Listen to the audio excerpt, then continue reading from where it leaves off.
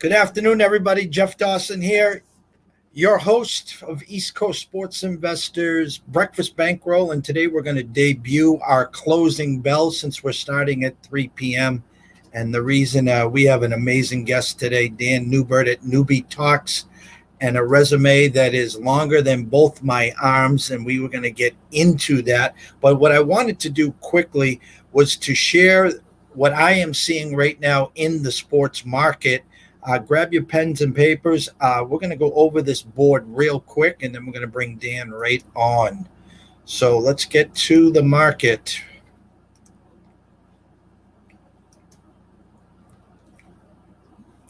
All right. First, what I'd like to do is I want to bring this up close. What we saw quickly here, rotation number 953, 954, a 7:05 start, Milwaukee and Pittsburgh. And I want to bring this up because I'm going to say this was a big overcorrection right now. Overnight, Milwaukee opened up at minus 155 and now is currently 114. Pittsburgh plus 135, now plus 104. We're showing 62% of the bets, 70% of the money, all on Milwaukee, yet a 40-cent change there. So keep an eye on Pittsburgh, but we're going to say briefly that this was a correction there. Secondly, the Dodgers and Washington, Urias and Max Scherzer, 955, 956 in your rotation. Washington opened up minus 125, but you're going to see the flip and the reverse line movement on your Dodgers now, minus 116. 56% of the bets are coming in on Washington, yet 64% of the money is coming in on the Dodgers and Urias. So currently, Dodgers minus 116 in the reverse line movement and flip there. Rotation number 959, 960. Miami at Atlanta, Lopez versus Smiley. Atlanta opened up minus 155, now currently minus 116. Almost a 40-cent drop right there. 66% of the bets, 54% of the money, all in on Atlanta and Smiley. Yet Miami opened at plus 135 and now currently plus 106. Keep an eye on the Marlins and Lopez.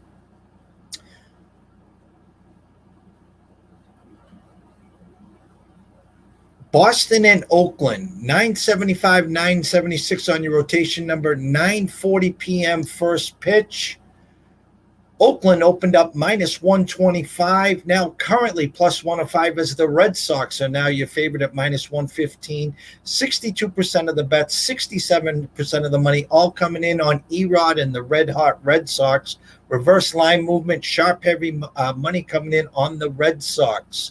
Minus 115 in Erod.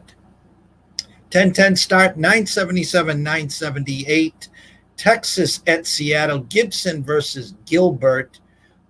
Texas opened up minus 120, now Seattle minus 114. 51-49 split on bets, 51-49 split on money, yet we've seen a 20-cent flip. So Seattle and Gilbert minus 114, a lean there. And for our buddy Andrew McGinnis at Wager Talk also, Stanley Cup Game 3, Montreal and Tampa Bay Lightning. Tampa Bay opened up minus 135, currently minus 133. 55% of the bets are coming in on Montreal, 62% of the money on the Lightning. Yet the line has dropped 2 cents. Keep an eye on Montreal tonight, plus 113, a great dog there. All right, without further ado, tonight, our special guest, Dan Neubert at Neubert Talks. Let me get the big screen off for you right now. Dan, I don't know where to begin. I really don't, because the resume is endless right now.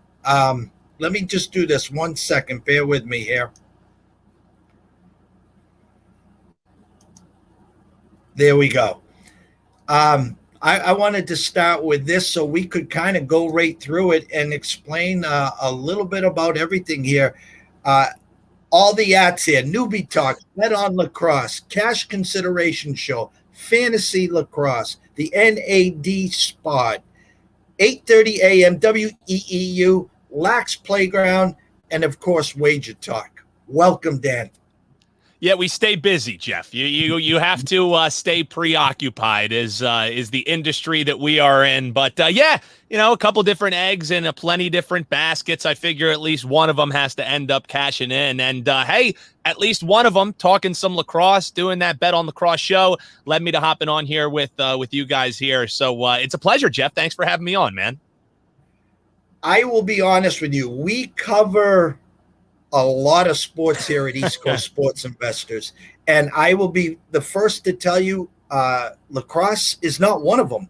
And so what really stuck out to me was to grab someone that is hitting the airwaves, that is hitting social media, that is really, really enthusiastic as being light. I mean, I love watching your shows. I love your enthusiasm. I was watching earlier today on Twitter. You guys already came out with some picks, which we're going to get into. We're going to show everyone from DraftKings some opening odds, some numbers that you're going to walk us through. We have some standings that you can give us some brief information on some of the teams, where everyone is standing. But first, where I first met you was the Cash Consideration Show. Carl, Dave, everyone, talk us through that. Talk us what you do there. Just talk to everyone about the show. Well, I mean, anyone who knows Dave Sharapan know he's the one who's usually doing the talking, which we love from the guy. No issues at all. He could if he had a mirror in front of him, he would be occupied. He could talk for days. But no, what we do with the Cash Considerations podcast, it ended up kind of right place, right time. They were looking for a producer. I do a lot of different video production for Wager Talk. I've been doing audio producing since I stole my sister's MacBook when I was like in second grade and found GarageBand. So I've been doing this for a long time, and it was just kind of right place, right time. Got to meet Dave, got to meet Carl, and now produce that show for him, and also hop on and host with him as well. But it's a great podcast if you're looking like for a road trip, because a lot of the time our run time will end up around an hour 30, sometimes pushing 2 hours. So if you got a nice long road trip, maybe like Sharapan going from PA to Boston to Pittsburgh to New York, wherever he's going to be, if you have a long road trip, it's a great show for that. But I've just always loved podcasting. I worked in radio prior to, getting into business a little bit more here for myself. And I just think it's great. I love exchanging ideas. And especially when you're talking sports betting, I think, from your years in the industry, Jeff, if you're a sports fan, you just take it to the next level when you're betting, and you're learning so much more about the sports you love, about the teams that you love, because there's no way to really break games down the way that you do when you're looking through the prism of sports betting and looking at it from more of a numbers aspect. I had the glory of spending an evening with Dave and his two daughters Tuesday night at Fenway Park, and it was a great time, other than the fact that it was 100 degrees and 100% humidity. And he follows up the next day with the rain and the hour delay. And so he got the best of both worlds there. We were talking about lacrosse. We were talking about the fact that the market and the casinos, the books just haven't caught up with it. In today's society where there is so much information, there are so many websites, there are so many sharp people just zoning in on certain sports, and it's like fish in a barrel. Explain currently right now where we sit in that league and how you and everyone else is seeing the market in lacrosse, and how the books are now, like DraftKings, presenting their numbers. Yeah, I think that's a great question. And I think from your years in the sports betting industry, if you can find a market that maybe has a little less volume, not as many people who are betting, you can really find some diamonds in the rough. And, I even have some friends who work at some odds making spots, and they flat out told me, they said, if you're really watching every single game, you're really doing the deep dive on the stats like we do on the Bet on Lacrosse show. He's like, in this market, it's not crazy to say that more than the odds makers right now, and that is very rare to say in sports betting. Even think about what happened during the whole COVID situation when people were betting, like Russian table tennis. Those lines started getting pretty damn sharp because everybody and their grandmother was playing it. So I think we learned if if you build it, they will bet on it. I think that was from Field of Dreams or something like that. But the thing is the league that is in action right now currently is the Premier Lacrosse League, the PLL. It's only the third year of the PLL, and the thing is, it's only the second year that you're betting on it. And you can find lines. Usually, DraftKings are the originators; they're the first to put them out. Then you have BetMGM get into the fold, even Barstool Sportsbook in there, and FanDuel as well. And even in this limited market, you can see some differences in the lines at some of these different shops. So, like I said, only 3 years in, second year that you're able to bet on it. Just and I don't want to ever throw the gauntlet down for odds makers, because then you're going to be fighting an uphill battle the whole rest of your time you're betting on this stuff. So I'm not saying, hey, catch up to it all, but as it's kind of a niche sport, so to speak, and not as many people are betting it, the risk rooms aren't staring at the lacrosse scene and saying, oh, here's an injury, we need to move this line, or hey, here's a trade, or somebody getting picked off of waivers, we need to move this line. Whereas in football, even months out, they're talking about, oh, how is the Cowboys now being on Hard Knocks going to affect their future odds and things like that. So whereas those markets are so oversaturated, this is one where you can really start finding some edges. And we've done pretty good for ourselves starting off here in the lacrosse season. And the product itself, Jeff, speaks for itself. Like, if you haven't watched lacrosse, you can usually catch it on NBC Sports Network. Also, if you have the Peacock streaming service, that's where PLL is on. And I would argue that this Premier Lacrosse League product is the best lacrosse product that the world has ever seen, because there were a couple different leagues, there were some mergers, there were some things that got put together. So now you quite literally have the most talented lacrosse players all sharing the same field for the first time in the sport's history, and it's super excited. So there's no better time to start watching than right now, Jeff. And Tuesday night, talking to Dave. Now, you're talking to someone that has 20 plus years in that risk room that you're talking about. And we brought yourself up.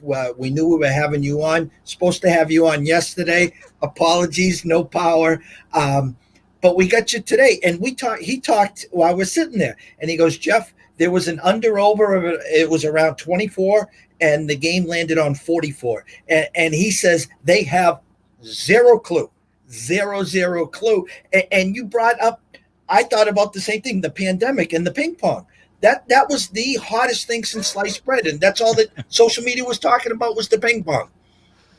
Exactly that. It's crazy. I mean, that's the thing, is there's always going to be sports bettors. And, right at the top, I always remind people on Bet on Lacrosse, always be responsible when you are betting. I think the analytical approach that you and your team at ECSI take is the exact same one. It's a long-term investment. It's never a sprint in sports betting. It's always going to be a marathon. And the number one thing, if you ever hear somebody, hey, I got a lock for you, that's where you run the other way, Jeff, because there ain't no such thing as locks, even in lacrosse, when you got totals going 15 over the posted number.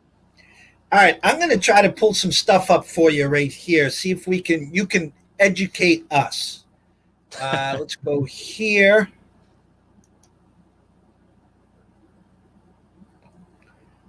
And let's share the screen.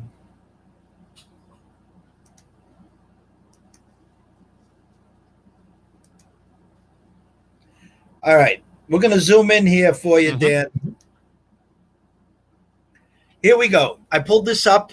Here's your initial standings. Again, for the novice in lacrosse, if I was asleep for 2 months, I could pull up the MLB standings, and I know who the Yankees are. I know who the Red Sox are. Same thing with hockey, basketball, you name it. The Archers, the Whip Snakes, the Redwoods, Water Dogs. Give the public, social media, a crash course, a little about these teams, where they're from, and just so maybe we can get up to speed of what you know. Yeah, I think that's another great question, Jeff. And the thing is, really cool what this Premier Lacrosse League is doing. Typically, you would be talking about, the San Diego Archers and the Toronto Whip Snakes. However, with the model that they have worked up, they're doing a tour-based system. So these are referred to as lacrosse clubs, and they're traveling from city to city, different stadiums that they're going to. For instance, they kicked things off in Boston at Gillette Stadium. Last week, they were at Homewood Field in Baltimore. And this week, as you see there on the screen, they're going to be in Long Island, another big lacrosse hotbed. Actually, a good portion of the players are from that Strong Island that you'll be seeing in action this weekend. But I think it's actually pretty smart the way that they're doing it, that it's this tour-based, because that's where maybe some of these other lacrosse leagues failed, was when you're putting all your eggs in that one basket, you're really betting on this city coming out, and then maybe there's just a dwindling interest. Maybe the team isn't as good. I think them traveling around to places that already have lacrosse bases, lacrosse fans, it's smart, because now they're kind of seeing, all right, well, if we put someone in Long Island, we can probably sell out every weekend. If we put someone in Baltimore, we can probably sell out every weekend. So as far as these teams go, at the top of the standings, as you see on your screen, the Archers are 3-0. And on that far number, that 25, Jeff, that's their scoring differential. They have outscored teams by 25 points. This is an offense that is just unreal right now. They have a terrific goalie in Adam Gittleman, who also got himself a 2-point goal last week as a goalie and an assist as well. They're a super fun team to watch. They're actually in action tonight at 7 o'clock on Peacock. If you have that streaming service, you'll be able to catch that game, them against the Chrome. So just running down, the other team right below them at 3-1 is the Whip Snakes. As far as pedigrees go, this is the only champion the league has ever known. There have been 2 championships, and both of them have gone the way of the Whip Snakes. They have a lot of good chemistry, because the fact that some of these players who were on that team were teammates at Maryland, which, if you are a lacrosse fan, you know that's a pretty darn good lacrosse school there. You run down and you look at the Redwoods. They're kind of the bridesmaid that has never quite been the bride. They've been in the semifinals the past 2 years and just haven't been able to break through. They are a great defensive team, and offensively, they just have a lot of mouths to feed. So I think they'll probably gain a little steam as the year goes on, but they're a team that's always around the championship conversation, but just haven't quite breaking through. Water Dogs, right there at 2-2 as well. Water Dogs were a team that last year is the expansion team. So they started with 6 teams. Last year, they added the Water Dogs, and then this year they added the Cannons. And the Cannons were actually a previous team in a different league that played out of Boston. The merger allowed the Cannons then to join this league. But the Water Dogs were the expansion team, and folks who listen to Barstool, they listen to Pardon My Take, they'll know this team well, because the 2 co-hosts on Pardon My Take, Big Cat and PMT, are owners, essentially. They're part of the ownership group of Water Dogs. Running down Atlas, strong team. Again, one who's maybe in some rebuilding. They had the first overall pick in a Canadian named Jeff Teat, who is one hell of a player, scored 7 goals in 1 game last week. That is not typical, Jeff, in lacrosse. Then running down the 3 teams that have struggled a little bit here. You have the Chrome, you have the Cannons, you have the Chaos. In the Cannons case, that number that says 1-3 right there, Jeff, is a little deceiving, because they're 3-1 against the spread. They just haven't been able to quite get that win, but we'll get to it maybe a little bit later. I think this weekend is where they're going to add another win. But there's your little crash course, and hopefully it wasn't too verbose for you there, my man. No, not at all. And like you said, basically in a nutshell here, the records can be deceiving, because in our business, it doesn't matter if you win or you lose, as long as you cash. Well, that's the thing, is the good teams win, the great teams cover. I think we all know that, Jeff. Exactly. So if I brought up a question for you for the Archers, you're telling me in 3 games they have a goal differential of 25. They're outscoring their opponents by 8, basically 8 goals a game if you divide it. How in the hell is it a money line? Is it a in hockey we call it a puck line? I mean, are they minus 3.5 goals going into some of these games?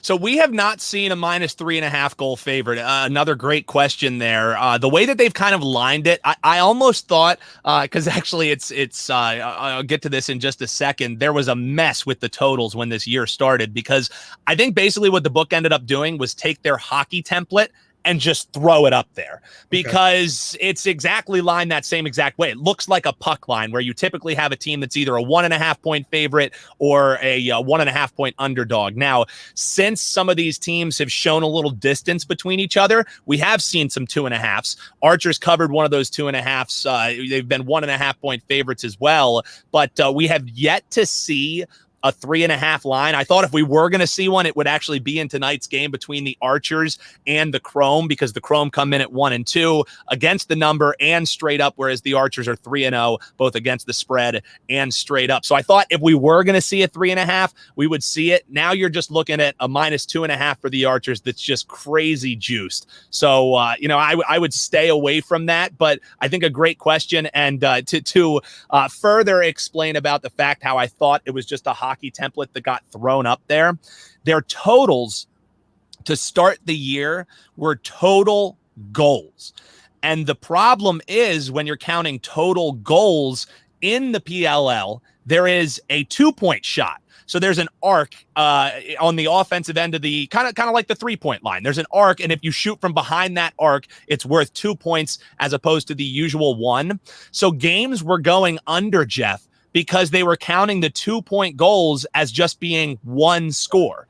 So there was some major market inefficiency there. It was just blindly play unders, and you were cashing like crazy because while there was 25 total points scored, well, 5 of those goals were 2-point goals. So technically there was only 20 goals that were scored in the game. So they have since corrected that. But I think that was really one of the parts that made me think, I mean, they had to have just thrown up a hockey template because it made absolutely no sense. But luckily, I was able to reach out to the great folks at Canby and just say, "Hey, this looks off." You know what I mean? Because while maybe we could have exploited it for a couple more weeks, I more just want the sport to grow. And if people are needing to take out a damn abacus or a calculator to figure out if they're over under hit, Jeff, they're not going to be too happy about it.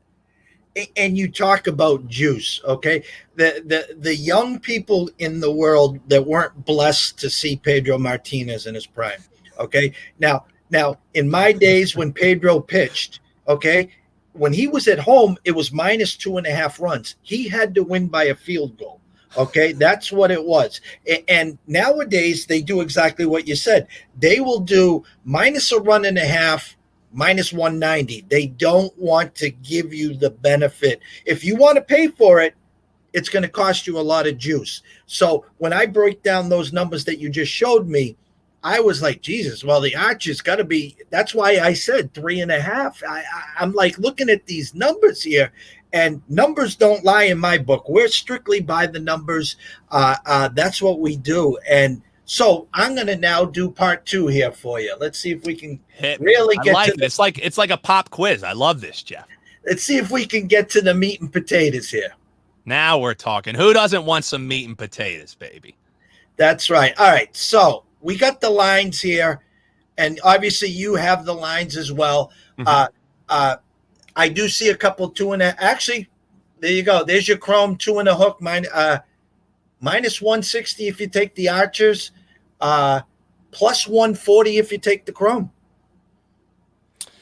Yeah, and honestly, in this one, it's probably going to be a pass for me just because I would expect the Archers to cover that 2.5. But as a matter of fact, since they've adjusted and have added some of these 2.5 lines, Jeff, there's only been one team that has failed to cover 2.5. So when teams have gotten 2.5, just because of the runs that end up happening in lacrosse, a team, even when you're down 5 goals, you're never really out of it. If you can kind of get it to 4, especially with this 2-point shot, you feel like you have a chance. So the only team who has failed to cover 2.5 as an underdog has been the 1-3 Chaos, who are also 1-3 against the spread. So I would stay away from this one, even though I lean with the Archers. And as far as the total, I think maybe it's a point low. I lined it at about 25.5. But the thing is, I'm not touching that because, as we mentioned, the Archers can score goals like crazy. A +25 goal differential, doesn't matter what sport it is. That's pretty damn impressive right there. So this is one that isn't making my card, though I think probably the smart way to bet it would be going with the Archers. But I think there's some more enticing options out there. All right. The board is yours. Take it away, my brother. All right. Well, I'll even, for the folks who have stuck around here with us, I'll give my favorite play of the week right here. I'm not even going to make them wait for it, Jeff. So that's how we'll do it. As you scroll down the board there, you look at Sunday, July 4th. Now, first things first, what athlete wants to play a game on July 4th? Nobody. We all want to be drinking. We all want to be, partying at the barbecues. And, these are young guys who probably feel no different, and they're going to be in a pretty darn good party place there in Long Island.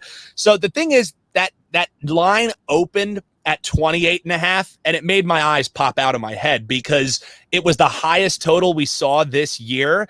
And there have only been 2 games the entire year through the 3 weeks that we've seen. So that would be 15 different games. Only 2 of those games have eclipsed 28.5 points. And both of them were games that were featuring the Cannons, that team who I earlier told you about are just darlings against the number, 3-1 against the spread. So in this Archers Whip Snakes game, as I mentioned, they're the 2 best teams in the league. And when people see the 2 best teams, Jeff, as you know, everybody wants to bet an over, right? Everybody Absolutely. wants all the high scoring. It's what's fun. It's what's exciting. However, both of these teams are also 2 of the best defensive teams. The Whip Snakes average allowing 12 scores per game. The Archers, Jeff, are only allowing 7 goals per game. They're shutting people down and doing it offensively as well. So even though the market corrected a little bit, they ticked that point down for this over-under. I still like that under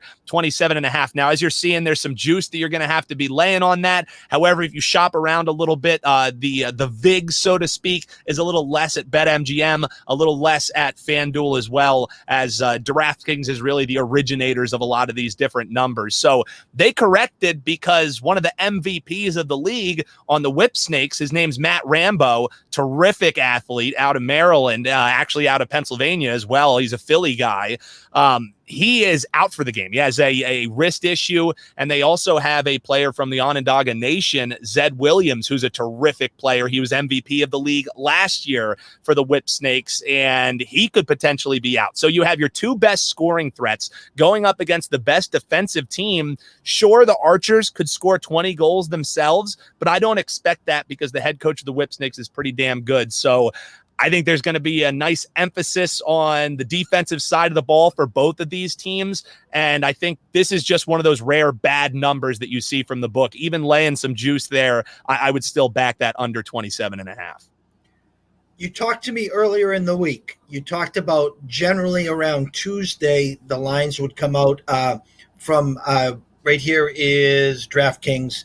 You talked about anywhere else people can shop around to get these numbers other than DraftKings? Yeah, so DraftKings usually comes out around Tuesday. A little bit later in the day, you'll see some of the lines coming in on BetMGM. Later in the week is typically when you see FanDuel and Barstool, a.k.a. Penn, getting in on the action there. So typically what I try and do is I start off the week by looking at the different matchups that we have. I analyze what happened this past weekend. I look at the numbers that I've worked up, and I basically line the games on Sunday evening. So then whenever the openers come out, be it Tuesday morning, be it, later in the day on Monday, whenever they hit, I already have an idea in mind of what I think the market should look like. And then when you see some of these huge outliers, for instance, in that Archers Whip Snakes game, I lined it at probably about 25.5, which previously was the highest total that we had seen. So when I saw those 3 extra points, I just knew that had to be an auto play for me,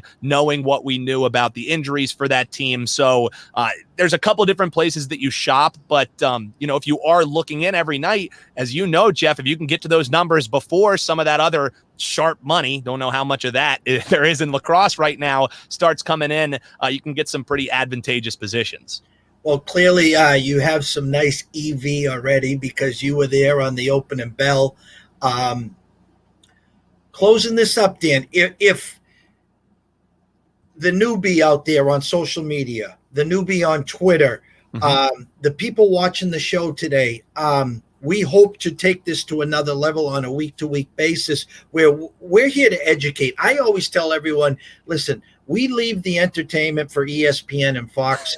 We're here to educate people. And this to me was an absolute no-brainer. We have an opportunity to educate a market where the sports books have not caught up to it yet. So I want you to tell everyone listening here, and we're going to be promoting on a day-to-day basis here. How do they get started? Where do they follow you? Where do they follow your shows so they can get more educated? Maybe some websites, some other people to follow. You tell us where to go.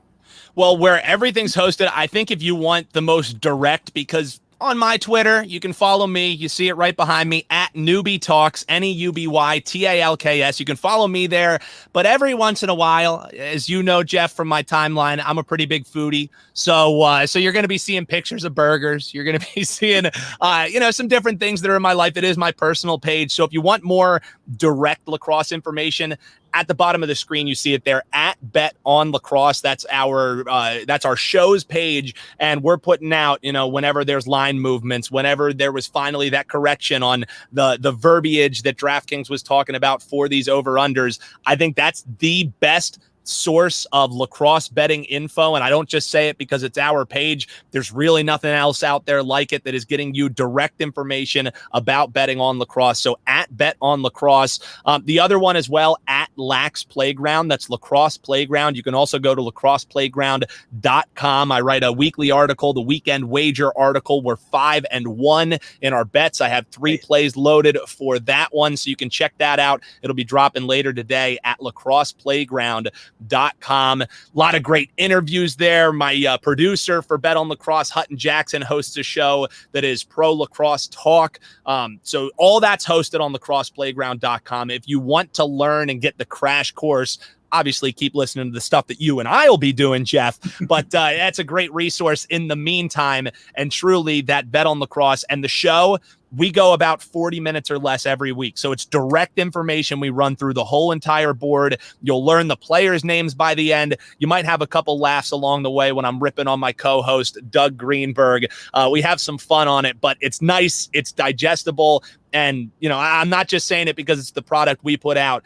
I personally believe that it is maybe the only, but it's certainly the best lacrosse information that you're getting in the betting prism. And I really appreciate you giving me the opportunity to talk about it, Jeff, because, obviously we're in sports betting because we love sports, but we love making money more. So let's play some not so fluid markets, Jeff, and let's get the folks some winners here, my man. You talked about the Peacock streaming. Where can we watch these games? So, like I said, if you have like Xfinity or Comcast, they have about 3,000 different names around the whole entire nation. If you have them, you automatically get Peacock TV, PEACOCK TV. It's NBC's streaming service. And when hockey season kind of rolls through, once the Stanley Cup is done, I know a lot of, you were just talking about Andrew McGinnis, our guy over at Wager Talk. I know he's hoping that the season doesn't end anytime soon. It's really up to the Canadians at this point, Jeff.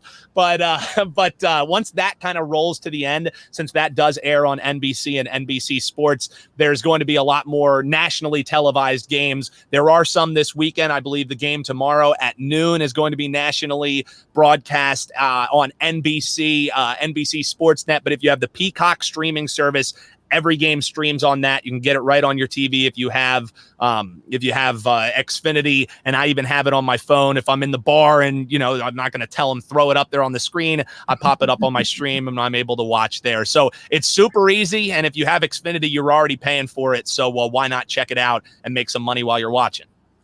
All right. So closing, we have under 27 and a hook, minus 120, Archers, Whip Snakes, Sunday, July 4th at 12:30, correct?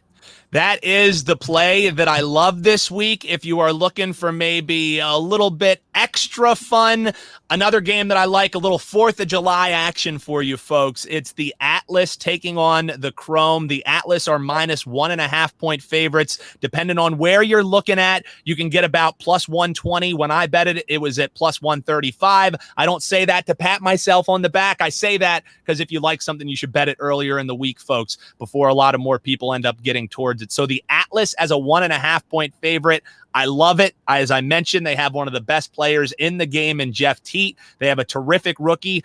out of Georgetown by the name of Jake Caraway. They are one of the funnest teams to watch offensively. So you'll have fun watching on 4th of July. Throw it up while you're at your barbecue. Pull it up on your phone. I'm going to have a projector down at the pool. I'm going to be swimming while I'm watching the game. Should be a fun one. And hopefully we're cashing some tickets on the Atlas as 1.5-point favorites against the Chrome this 4th of July. So those are the two plays that I figured, the folks stuck around with us the whole time. Let's try and get them some money. And we got to give them a plus money play when they stuck with us for about 35 minutes, Jeff.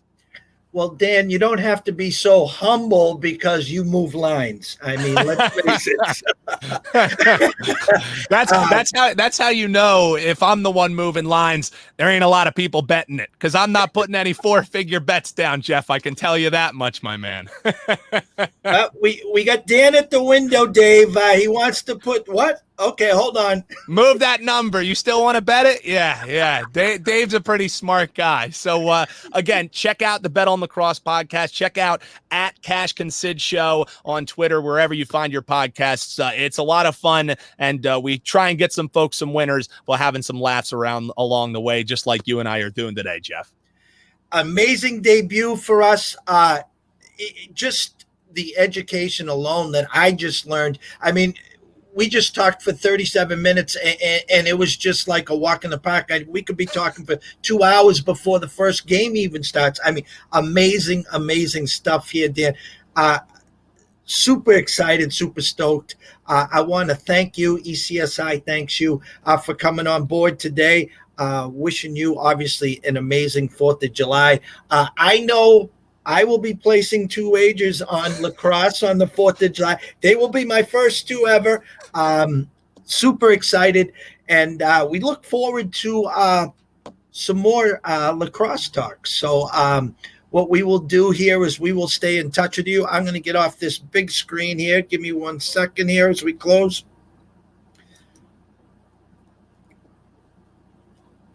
So that would be basically, in a nutshell, go to DraftKings, follow Dan, Bet on Lacrosse, the Cash Consid Show, Fantasy Lacrosse. You can catch them on the radio. You can catch them at the Lax Playground. And, of course, you can catch them at Wager Talk. An amazing debut for both of us. We look forward to a lot more education, and we're going to cash 2 winners here on Sunday, we hope. But I wanted to thank you again, and thank you. Appreciate you so much, Jeff. Looking forward to, and I will say, keep your eyes to Wager Talk because maybe the great folks over there, great guy Johnny Detroit, maybe we have something working up for the folks on the lacrosse side of things as well. So you're going to have to stay tuned, and obviously stay tuned as we hope to make this a more recurring thing. So, Jeff, can't thank you enough. I hope you and your family have a terrific 4th of July weekend. Have a hot dog for me. Cash it, Dave. I told you I would mention the hot dogs, and really appreciate you, Jeff. Have a terrific weekend, man. Thank you. Thank you as well. Thank everyone for hanging around today. Wishing everyone here always wager responsibly. Bet with your head, not your heart. When in doubt, grab a hot dog. No ketchup, though. No ketchup. From ECSI, Dan Neubert, have a great day, and we will see you soon.